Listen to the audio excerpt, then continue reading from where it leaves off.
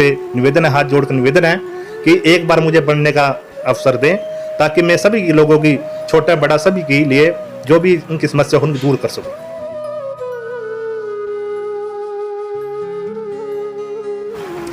गर्व से फूले नहीं समाओगे जब बेटियों के नाम से पहचाने जाओगे। बिरादरी में ऐसे लोग हैं जो बहुत गरीब हैं और वे अपनी लड़की की शादी के लिए मतलब धन की बहुत कमी होती है उनके पास। हरियाणा की तमाम ताज़ा खबरें पाने के लिए सब्सक्राइब करें हमारा चैनल, बेल आइकन दबाना ना भूलें। देखते रहे हरियाणवी बोली एक्सप्रेस।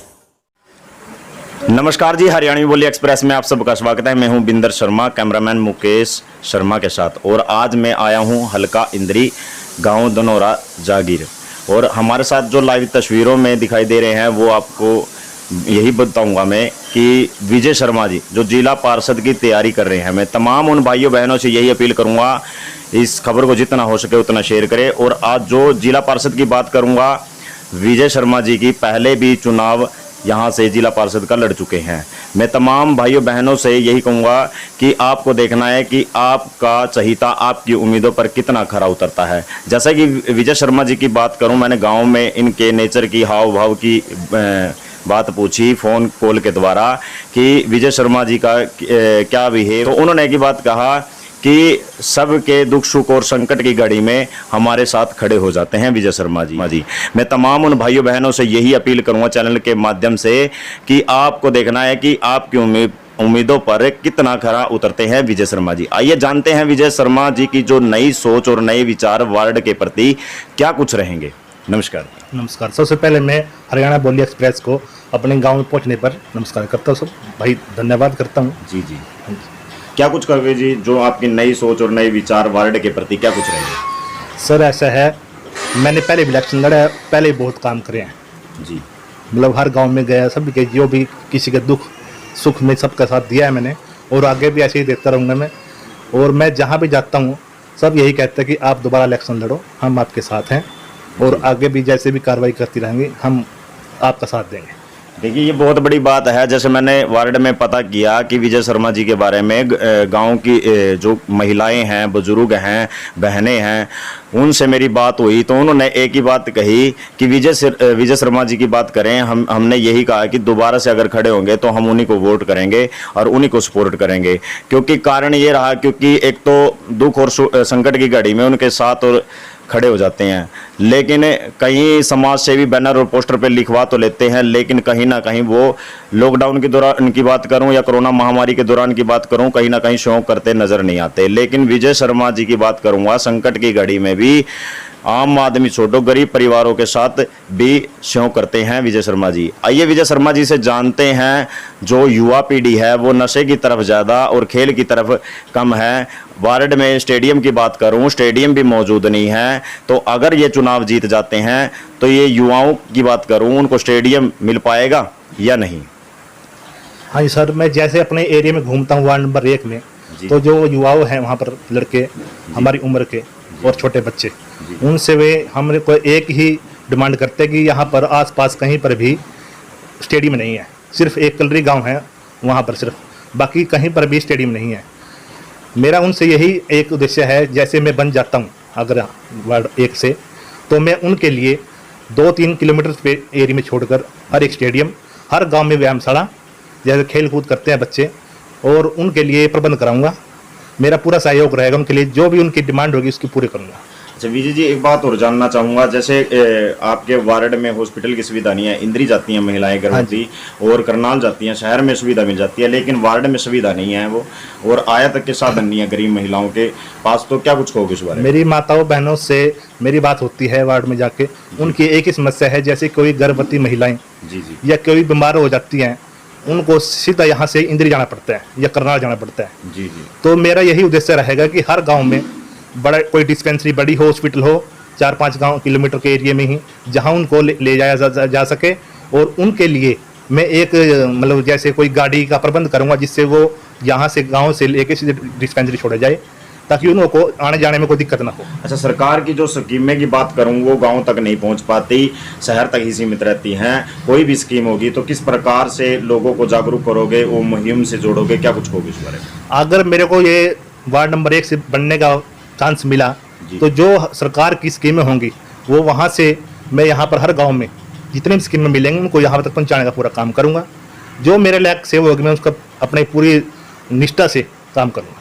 और गृहिणी की बात करूं, जो महिलाएं पढ़ी लिखी भी हैं लेकिन कहीं ना कहीं उनको रोजगार भी उपलब्ध नहीं है। सिलाई सेंटर की बात करूं, सरकार की जो स्कीमें हैं शहर तक सीमित है, वो भी सिलाई सेंटर की बात करूं वो गांव तक नहीं पहुंच पाता। तो वो स्कीम किस प्रकार से लागू करवाओगे सरकार? मैं हर गाँव में एक सिलाई सेंटर खुलवाऊँगा ताकि यहाँ की गरीब लड़कियाँ या औरतें अपने मतलब जो बेरोजगार हैं या घर में कोई काम करते हैं तो वहाँ सिलाई सेंटर में जाकर अपना काम भी करें और रोजगार भी मिल जाए उनको।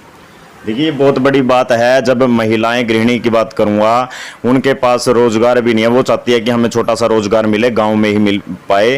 और जैसे यहाँ की बात करूंगा, धनौरा जागीर की बात करूंगा, इस वार्ड के प्रति मैंने किया, जैसे हर गांव में खुर्दे खुले हुए हैं नशे के प्रति, वो कहीं ना कहीं सरकार के प्रति सरकार का एक नारा है नशा मुक्त गाँव चाहिए। लेकिन क्या आप जीतने के बाद नशा मुक्त गाँव दे पाओगे अपने वार्ड को या नहीं? मैं अपने गांव में नशा मुक्त, पूरा गांव नशा मुक्त कर दूंगा। यहाँ पर जो भी बच्चे नशे करते हैं उनका मैं नशा छुटवाने का काम करूंगा और उसको खेल कूद में आगे जागरूक करूंगा। जैसे आप बसों के बारे में कह रहे हो, तो हमारे एरिया में यहाँ पर कोई बस नहीं है।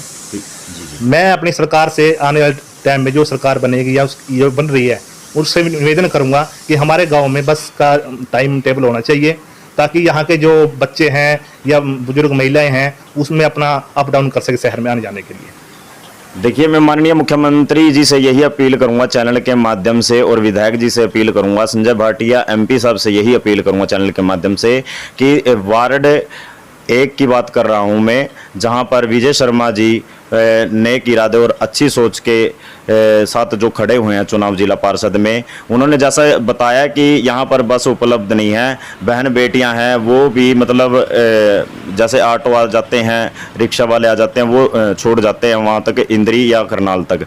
मैं तमाम उन नेताओं से यही अपील करूँगा कि 1 या 2 बस का यहाँ होना जरूरी है, क्योंकि बहन बेटियां की बात है, क्योंकि आजकल छेड़छाड़ के मामले भी हद से ज़्यादा बढ़ते जा रहे हैं। तो आइए विजय शर्मा जी से प्रकार की वोट और सपोर्ट के लिए जनता से क्या कुछ अपील करोगे अपने वार्ड से? मैं अपने वार्ड नंबर 1 से सभी जनता से यही अपील करता हूँ कि आप मुझे एक बार बनने का मौका दीजिए, बनाने का, ताकि मैं हर गाँव में कहीं वो कच्चे गली हो या गोहर हो उसका मैं पक्के कराऊँगा। कोई भी कमी होगी, जैसे आजकल जो हर बारिश हो जाती है ना तो नालियों में भरी रह जाती हैं और उसको पानी सड़कों पे आ जाता है, किसी गांव में ऐसा काम नहीं होगा जो जहां पर पानी मिलेगा। मैं सभी को दूर करूंगा समस्याएं, और कच्चे घोर उनको पक्के करूंगा। जो भी कोई समस्या होगी हर गाँव की मैं उसको दूर करने की कोशिश करूंगा। अच्छा विजय जी, एक बात और जानना चाहूँगा, जैसे गांव में अक्सर मैंने देखा है बरसात के मौसम में मकान ढह जाते हैं, गिर जाते हैं, तो अगर वो पार्षद के पास, पद उम्मीदवार के पास जाते हैं तो कहीं ना कहीं वो पक्षपात करते नजर आते हैं कि इसने मेरे को वोट दी थी, इसको इसके काम करूँगा, इसने नहीं दी थी इसके काम नहीं करूँगा। क्या चुनाव जीतने के बाद भी ऐसा रहेगा? अगर आपके पास कोई ऐसी समस्या आ जाती है कि किसी के मकान ढह गई तो क्या ऐसा है जी, अगर कोई ऐसी समस्या आई मेरे बनने के बाद मैं 36 बिरादरी को एक साथ लेके चलूंगा, किसी को भेदभाव नहीं करूंगा। बनने से पहले जो मर्जी कोई किसी पार्टीबाजी की वजह से कोई भी वोट ना दे, पर बनने के बाद सबको एक नज़र देखना चाहिए। यही मेरी सबसे निवेदन है, हाथ जोड़कर निवेदन है कि एक बार मुझे बनने का अवसर दें ताकि मैं सभी लोगों की, छोटा बड़ा सभी के लिए जो भी उनकी समस्या हो उनको दूर कर सकूं।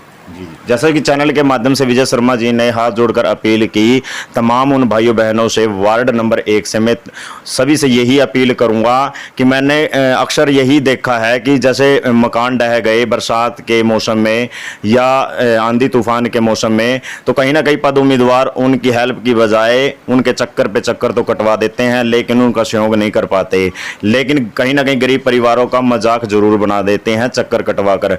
मैं तमाम उन भाइयों बहनों से यही अपील करूंगा, जैसा कि विजय शर्मा जी ने बताया कि मैं उनको साथ लेकर चलूंगा और 36 बिरादरी का पूर्ण रूप से साथ दूंगा।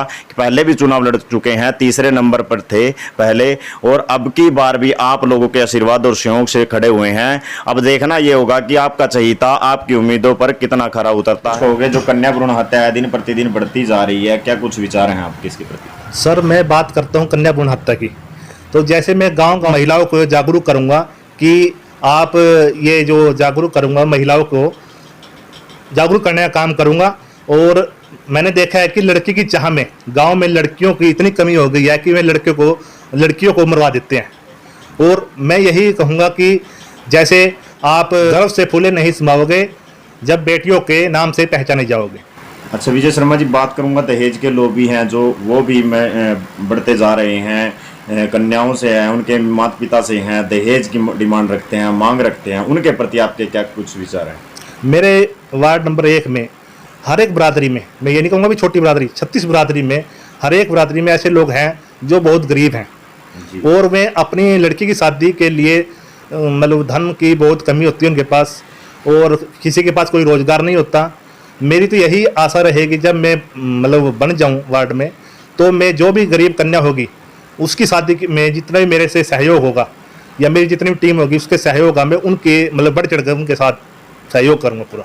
देखिए एक बात कहूँगा, दहेज के लोभियों को तो यही कहूँगा कि वैसे तो दहेज लेना बहुत बड़ा पाप है, लेकिन जैसा कि विजय शर्मा जी ने बताया कि मैं फिर भी गरीब कन्याओं का विवाह अपनी देखरेख व अपनी टीम के द्वारा पूरा सहयोग करूँगा। ये भी बहुत बड़ी बात है। आज तक जिला पार्षद नए पद उम्मीदवारों ने कहीं भी ये बात नहीं रखी, लेकिन जिला पार्षद नए पद उम्मीदवार विजय शर्मा की बात करूँगा जो कि वार्ड नंबर 1 से और हल्का इंद्री से गाँव धनौरा जागीर की बात कर रहा हूँ, जहां से वो वार्ड नंबर 1 से चुनाव की तैयारी कर रहे हैं नए पद उम्मीदवार और पहले भी चुनाव लड़ चुके हैं।